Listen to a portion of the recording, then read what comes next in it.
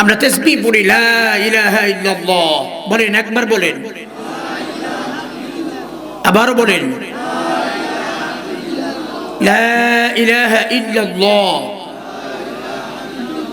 আমরা বলি আল্লাহ আপনি ছাড়া আমার কেউ নাই। কত দামি কথা। এই ঈমানের উপরের মেহনতের প্রথম বাক্য এটা ঈমানের একটা কালেমা, জাস্ট ঈমানের প্রকাশ। দিল সে মানান और জবান से इकरार करना, ये ईमान। দিলের দ্বারায় মানলাম আল্লাহ আপনি ছাড়া আমার কেউ নাই, জবানে বললাম লা ইলাহা ইল্লাল্লাহ, বাস। এবারে ঈমানের উপরে আমার একটা মেহনত লাগবে। মাটিতে মেহনত হলে মাটির দাম বাড়ে। এক টুকরো মাটির উপরে যখন মানুষের মেহনত হয়, মাটিকে আল্লাহ ইট বানায়া দেয় পোড়ায়া।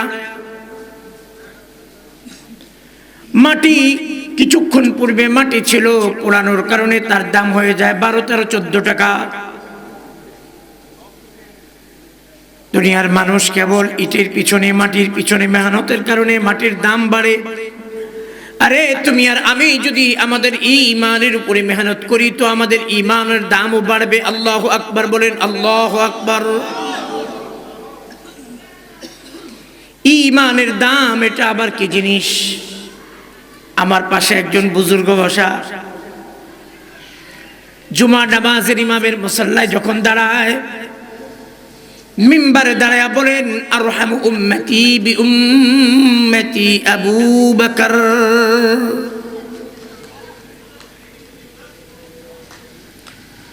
দুনিয়ার সবচেয়ে দামি ঈমানওয়ালা আবু বকর।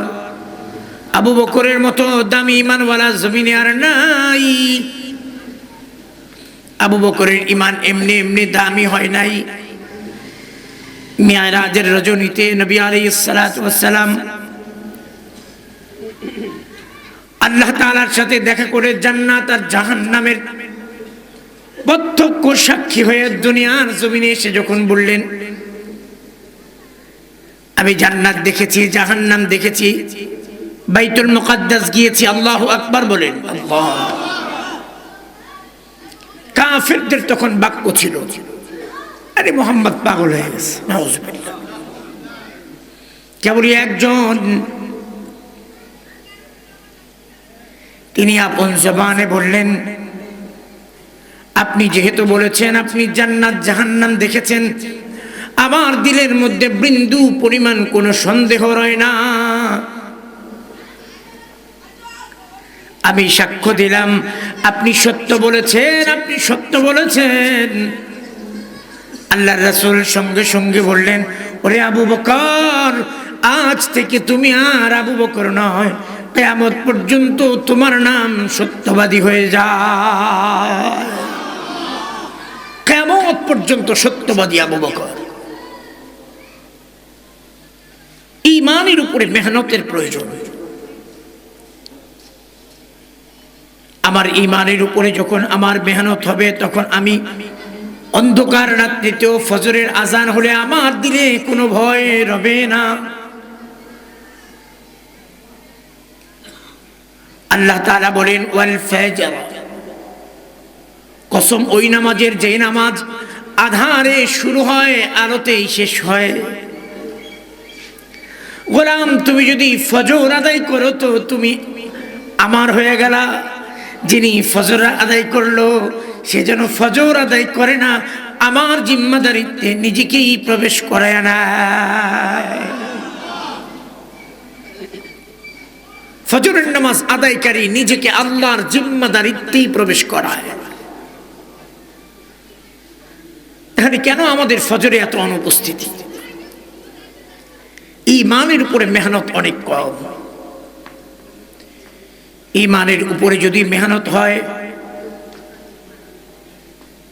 ঘুষওয়ালা এখন আর ঘুষ খাবে না, কারণ তার ঈমানের উপরে তার একটা মেহনত হয়েছে, তো তার দিলে আল্লাহর ভয় জাগছে। আমানুত্তাকুল্লাহ, ওই যে আল্লাহ বলেছেন এই ইমানদার আল্লাহকে ভয় করো। এজন্য ওই নামাজি, ওই মুমিন যিনি কালেমা পড়েছেন তার কালেমার উপরে মেহনত হয়েছে, এখন আর তার দিলের মধ্যে কোনো প্রকারের ভয় ছাড়া কাজ করে না। এজন্য সুদ ঘুষ যখন আসে তো তার দিলের মধ্যে আল্লাহর ভয় প্রবেশ হয়ে যায়। ঈমানের উপরে মেহনত হয়েছে। ঈমানের উপরে মেহনত হলে মুয়াজ্জিন যখন আযান দেয় হাইয়া আলাস সালাহ,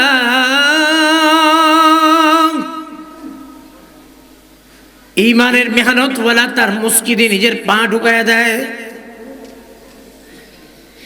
ঈমানের উপরে মেহনত হলে অন্যের পুকুরের মাছ জল দিয়া ঘাই দিতে নিজের দিলের মধ্যে ভয় লাগে, আর মাছ কার, আমি কার মাছ খাইতেছি, যদি আমার রব আমারে জিগায় আমার তো জবাব দেওয়ার কোনো রাস্তা নাই। ঈমানের প্রতি মেহনত।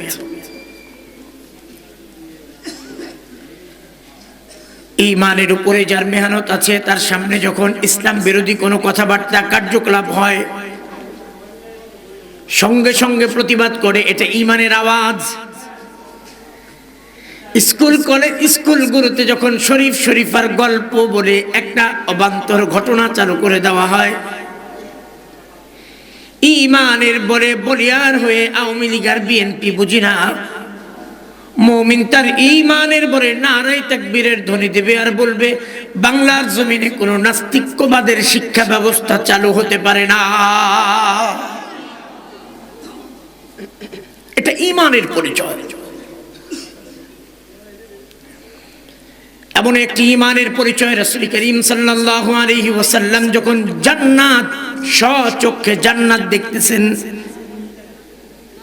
মেরাজের রাত্রিতে আল্লাহর নবীকে জান্নাত দেখাইতেছেন জিবরাইল আমিন।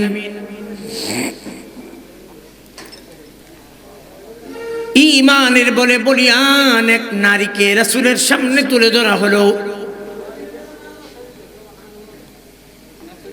আল্লাহর নবী এক কামরার পাশ দিয়ে আসতেছেন তো সুগন্ধি ছড়াচ্ছে, এত সুন্দর গ্রাম দুনিয়ার জমিনে কোনোদিন কেউ দেখে নাই, কেউ শুনতে পায় নাই, কেউ তার নাকে পায় নাই। এত গ্রাম, এত গ্রাম, বিমোহিত জান্নাতের চারপাশ। আল্লাহর রাসূল জান্নাতের সামিয়ানার পাশ দিয়ে আসতেই রাসূলের নাকে গ্রান লাগলে আল্লাহর রাসূল জিগায়, ওগো জিবরাইল, জান্নাতের সামিয়ানার নিচে অনেকক্ষণ হাঁটতেছি, এত সুন্দর গ্রান পাই নাই, এই গ্রান কোত্থেকে আসে, আমার একটু ঘটনাটা বলো। হযরতে জিবরাইল আমিন বলেন, ইয়া রাসূলুল্লাহ, ইয়া হাবিবাল্লাহ, এটি এক ঈমানের বলে বলিয়ান এক নারীর ঘর, যেই ঘরের দিক থেকে জান্নাতের সুঘ্রাণ আল্লাহ আপনার নাকে লাগায়া দিয়েছে।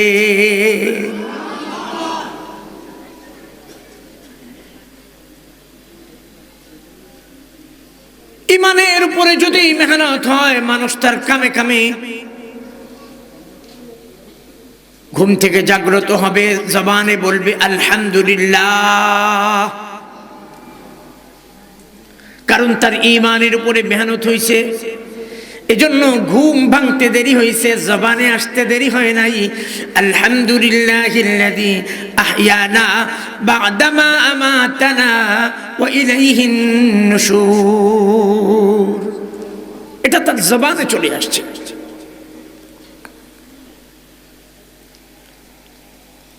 আল্লাহর হাবিব সাল্লাল্লাহু আলাইহি ওয়াসাল্লাম বলেন, এখানে একটা সুন্দর কথা আপনাদের সামনে বলে রাখি। অনেকেই বলে রাসূল গায়েব জানেন, গায়েবের একমাত্র মালিক রাসূলও আছেন। নাউজুবিল্লাহ বলবেন না। গায়েবের জানলেওয়ালা অধিকারী আল্লাহর রাসূলকেও আল্লাহ দিয়েছেন। এই কথার ছোট্ট প্রতিবাদ করে বলি, আল্লাহর রাসূল জানতেন না। আল্লাহ তাআলা জান্নাতে নিয়ে জিবরাইলের মাধ্যমে আল্লাহর রাসূলকে ঘটনাটা জানায়া দিয়েছে।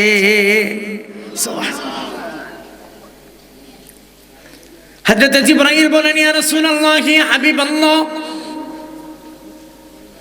ফিরআউন নামের একজন জালেম ছিল, জালেম। যে জালেম জমিনে বলেছিলেন আনা রাব্বুকুমুল আলা,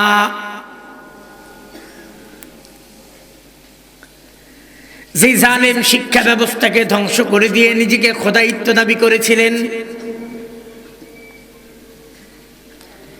নাম তার ফেরাউন। ফেরাউনের ঘরে একজন কন্যা সন্তান ছিল, বড় সুন্দরী। ফেরাউন তার কন্যা সন্তানের আদরে, মায়ায়, মমতায়, ভালোবাসায় মুগ্ধ হইয়া জমিনে মেয়েটারে রাখেন নাই, পিঁপড়ায় কামড়াবে মাথায় রাখেন নাই, উকুনে যদি খেয়ে ফেলে কোলে কোলে রাখছেন।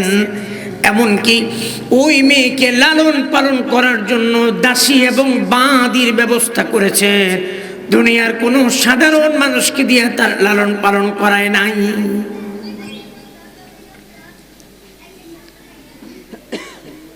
একদা তার একজন বাঁদি ছিলেন, বাঁদি খাদেমা। ওই খাদেমা তার মাথাগুলো, চুলগুলো এলোমেলো হয়ে গেছে, চুল আশ্রাইতে গিয়া হাত থেকে জমিনে যখন চিরুনি পড়ে যায়, ওই বাঁদির দিলের মধ্যে ঈমানের এক জজবা ছিল, ঈমানের জজবা। তার ঈমানের প্রতি তার বড় মেহনত ছিল। বাঁদি তার ঈমানের উপরে প্রচন্ড ধরনের মেহনত করেছিলেন। যেই মেহনতে বাদি তার কামে কামে বলতেন জবানে বিসমিল্লাহির রহমানির রহিম। যত কাজে হাত দিতেন জবানে বলতেন বিসমিল্লাহ। কোথাও যদি রওনা হতেন জবানে বলতেন বিসমিল্লাহ। কোনো কিছু ধরতেন তো জবানে বলতেন বিসমিল্লাহ। কারণ তার দিলের ভিতরে বিসমিল্লাহর প্রতি এই পরিমাণ বিশ্বাস ছিল, আল্লাহর নামে যদি আমি কাম শুরু করতে পারি, আমার এই কাজের মধ্যে বরকত দিবেন কে?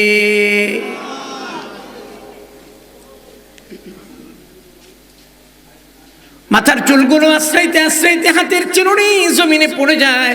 হঠাৎ করে চিরুনি জমিন থেকে তুলতে গিয়া এ গোলাম আল্লাহর বান্দি জবানে বললেন বিসমিল্লাহির রহমানির রহিম।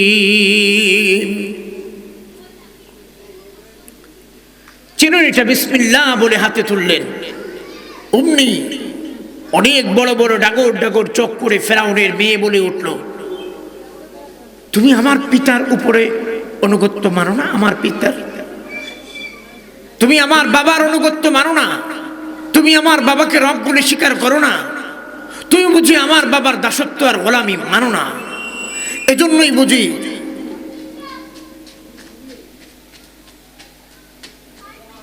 অদেখা, অচেনা, অদৃশ্য এক রবের উপরে তোমার ঈমান, আর তুমি জবানে তার নাম দিয়ে কাজ শুরু করলা। আমি বাবার কাছে এখনই নালিশ দিচ্ছি। সঙ্গে সঙ্গে ফেরাউনের কাছে বিচার চলে গেল, বাবা আমার এত বছর যাবৎ যে খাদেমা আমার ঘরে কাজ করে, খাদেমা তো তোমার বংশীয় না, তোমার ধর্মের কেউ না। বাবা জানো কি, ওই খাদেমা ওই রবের উপরে ঈমান আনে যারে চেনা যায় না, দেখা যায় না, ধরা যায় না, ছোঁয়া যায় না। ওই রবের নামে শুরু করেছে, জমিন থেকে চিরুনি তুললো, আমি নিজের চোখে দেখেছি। এই মুহূর্তে তাকে আমার বাড়ি থেকে বের করে দাও। ফেরাউন তো ফেরাউন, জালেমের দিলে কখনোই আল্লাহর ভয় থাকে না। আওয়াজ করে বলেন ঠিক কিনা? দুনিয়ার সব জালেম একরকম। আগের জালেমগুলো যেমন ছিল, বর্তমানের জালেমগুলো তার চাইতে আরো খারাপ।